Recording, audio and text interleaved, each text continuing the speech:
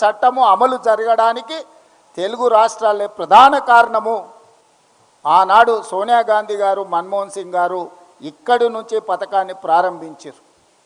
ఈరోజు ఉపాధి హామీ చట్టము అమలు జరిగితే గ్రామీణ ప్రాంతాలలో వలసలు ఆగిపోయినాయి, వెట్టి చాకిరి ఆగిపోయింది, ఆత్మగౌరవం పెరిగింది.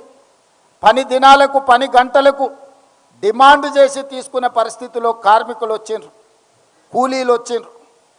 ఇవాళ అదానీ, అంబానీ లాంటి పెద్ద పెద్ద పారిశ్రామికవేత్తలకు సగ్వకు లేబర్ దొరకడం లేదు. కాబట్టి ఈ జాతీయ ఉపాధి హామీ పథకాన్ని గ్రామాలలో రద్దు చేస్తే మళ్ళీ గ్రామాలలో ఉన్న పేదలు వలసల పేరు మీద పట్టణాలకు తరలి వస్తారు.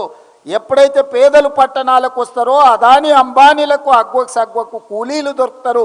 తిరిగి మళ్ళీ ఈస్ట్ ఇండియా కంపెనీలకు మనల్ని కట్టు బానిసలుగా చేయడానికి, వెట్టి చాకిరిని అందించడానికి ఈరోజు నరేంద్ర మోడీ గారు జాతీయ ఉపాధి హామీ చట్టాన్ని రూపుమాపే ప్రయత్నం చేస్తుండు. ఇది కార్పొరేట్ కంపెనీలు పన్నిన కుట్ర. ఆ పన్నిన కుట్రను అమలు చేస్తున్నది బీజేపీ, నరేంద్ర మోడీ.